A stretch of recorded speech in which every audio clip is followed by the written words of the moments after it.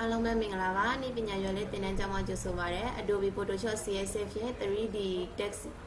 unit in Nazari Loma Pipare, Adobe Photoshop CSF, Quime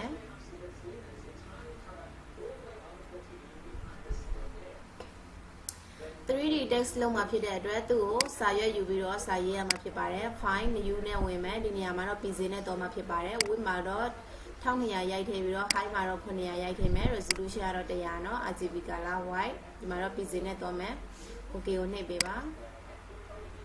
စာရွက်တွေကြာလာပြီစာရေးဖို့အတွက် horizontal type 2လေးကိုရွေးပေးပါဒီမှာတော့ရေးချင်တဲ့စာလုံးလေးကိုရေးပေါ့เนาะဒီနေရာမှာ click တစ်ချက်ချပြီးတော့INT VC လို့ရေးပေးလိုက်မယ်အမှန်လေးကိုချစ်ပေးမယ်ဒီမှာတော့ site ကို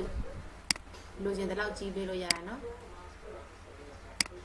ဒီနေရာကြီးလို့ရတယ်လို့ keyboard ပေါ်က control T နှိပ်ပြီးတော့ကြီးရင်လည်းရပါတယ် control ရဲ့ T ရဲ့နှိပ်ပြီးလို့ရှိရင် shift ရဲ့ order ရဲ့ဖိဆွဲပြီးတော့ down နာလေးရဆွဲပြီးတော့ကြီးပေးလိုက်နော်ဒီလိုမျိုးကြီးရင်လည်းရတယ်ပုံစံအတူတူပဲဒီ layer လေးကိုအမှန်လေးကိုချစ်ပေးမယ်ဒီစာကိုဒီဘက်နာနဲ့ညီညီလေးလိုချင်တယ်ဆိုလို့ရှိရင်တော့သူ့ကို layer box လေးကိုပေါ်ပေးထားပါဒီမှာเนาะစာ layer background layer ကို control လေးဖိပြီးတော့ select ပေးလိုက်မယ်အပြာရောင် select လင်းဝင်သွားပြီဆိုရင် move tool လေးကိုတစ်ဆက်လာမယ်ပြီးလို့ရှိရင်တော့ဒီနေရာမှာ angle horizontal center ကိုနှိပ်ပေးပါဒါဆိုလို့ရှိရင်တော့စာလုံးကအလေလေးမှရောက်သွားပြီပေါ့เนาะနောက်ထပ်တစ်ချက် radical tool လေးကိုယူမယ်ပြီးရင်လိုအပ်တဲ့ပုံသဏ္ဍာန်လေးကိုဒီနေရာလေးမှာဆွဲလိုက်မယ်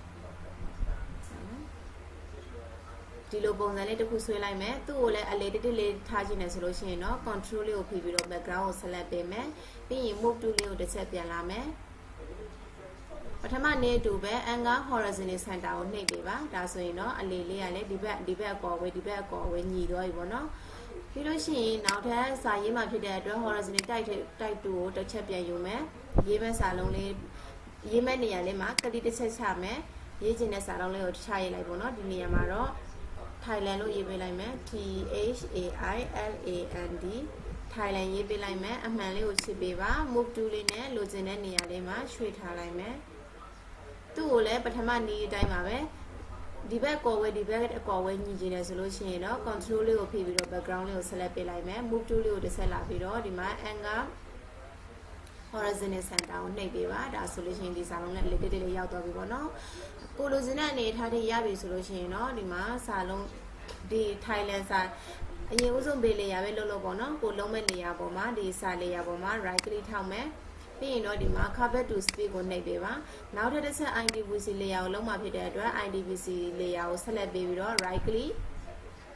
cover to space ကိုနှိပ်ပေးပါပြီးရင်ဒီအပေါ်က layer 3ခုကို control လေးဖိပြီးတော့ select ပေးမယ်ပြီးရင် control E နဲ့ layer ပေါင်းပေးလိုက်ပါ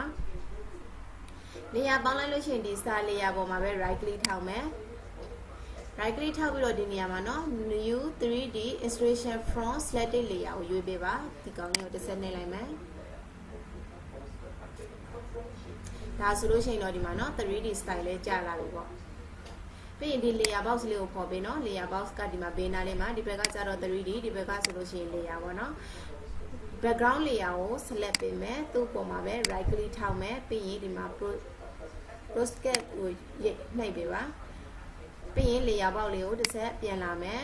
ဒီစာ layer နဲ့ဒီ background layer ကို control နဲ့ select ပေးပြီးတော့ control E နဲ့ layer ပေါင်းပေးလိုက်ပါ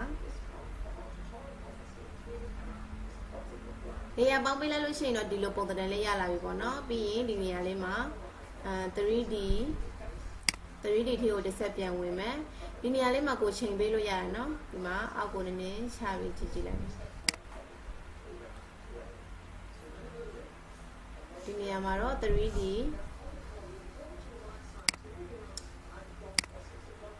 ထဲမှာဒီမှာ Thailand layer เนาะဒီမှာစာ layer ရှိတယ်စာ layer လေးကိုတစ်ဆက်ဖွင့်ပေးမယ်ဒါဆိုလို့ရှိရင်တော့ layer ပေါင်းပေးလိုက်တဲ့အတွက်သူ့ရဲ့စတိုင်ကဒီလိုမျိုးလေးထွက်လာပြီเนาะပြီးလို့ရှိရင် 3D ထဲကိုတစ်ဆက်ဝင်မယ်ဝင်ပြီးလို့ရှိရင်ဒီမှာစာ layer ကိုတစ်ဆက်ဖွင့်မယ်ဒီစာ layer မဖွင့်ဘူးဆိုလို့ရှိရင် background layer ရဲ့စာ layer ရဲ့နှစ်ခုပဲရှိရเนาะဒီ 3D ပုံလေးကိုတစ်ဆက်နှိပ်လိုက်ပါဒီဘေးနာအဆက်ကလေးကိုတစ်ဆက်နှိပ်လိုက်မယ်ပြီးရင်ဒီအပေါ်ဆုံးအကောင်လေးကိုမမြင်ရဘူးဆိုလို့ရှိရင်တော့များလေးနဲ့ဆွဲပြီးကြည့်ပေါ့ဒီလိုမျိုးလေးဆွဲပြီးကြည့်ပေါ့เนาะဒီအပေါ်ဆုံးအကောင်လေးကိုရွေးပေးမယ်เนาะကောင်လေးကို select တစ်ချက်ပေးလိုက်မယ်select တစ်ချက်ပေးလိုက်လို့ရှိရင်ဒီမှာ render ထုတ်ပုံထုတ်နေရပါတော့ဒီကောင်လေးကိုနှိပ်လိုက်ရတယ်ဒီမှာဒီကောင်လေးဒီပုံသဏ္ဍာန်လေးကိုနှိပ်လိုက်တယ်လေဒီမှာ render ဆိုတဲ့စာလေးပေါ်တယ်တွေ့လား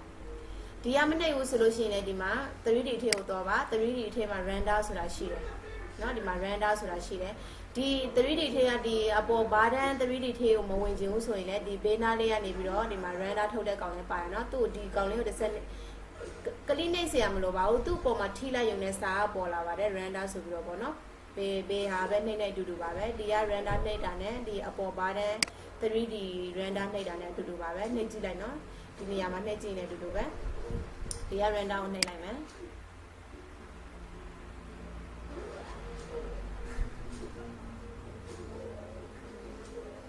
ဒါဆိုလို့ရှိရင်တော့ဒီမှာသူ့ကိုဒီလိုမျိုး 3D text လေးဖန်တီးပြလိုက်တာပေါ့နော်အခုဆိုလို့ရှိရင်ဒီမှာ 3D ဒီ4000 coin လေးတွေကအလုပ်လုပ်နေသေးတာပေါ့နော်ဒီအလုပ်လုပ်တဲ့အကောင်လေးတွေကိုပြည့်ရှင်နေဆိုလို့ရှိရင်တော့ဒီဘေးနားလေးကတူတစ်ခုခုမှာကလေးလေးတစ်ခုရှက်လိုက်ပေါ့ဘေးတူးမဆိုရှာရင်ရပါတယ်ဘေးတူးမှာပဲဖြစ်ဖြစ်ကလေးလေးတစ်ဆက်နှိပ်လိုက်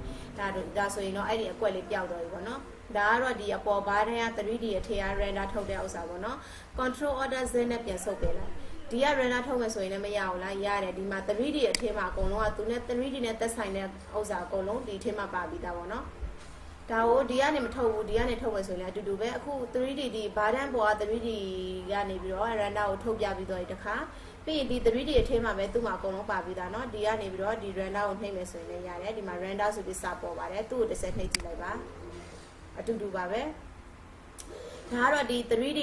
box ထဲမှာ 3D နဲ့သက်ဆိုင်တဲ့ဟာတွေအကုန်လုံးသူပြပေးထားတာပေါ့နော်ဒီကနေ render ကိုနှိပ်လိုက်ရင်လည်းအတူတူပဲဒီအလုံးလုံးနေတဲ့4000 coin လေးကိုပျောက်ရှင်နေဆိုလို့ရှိရင်တော့ဒီဘက်က2တစ်ခုခုမှနေရာပေးလိုက်ပေါ့နော်ဥပမာ2တနေရာကိုနှိပ်ပေးလိုက်ပေါ့ဒါဆိုရင်အဲ့ဒီ4000 coin လေးတွေကပျောက်တော့ပြီပေါ့နော်ဒါဆိုလို့ရှိရင်တော့ဒီမှာ 3D text လေးဖန်တီးပေးတော့ပါပြီ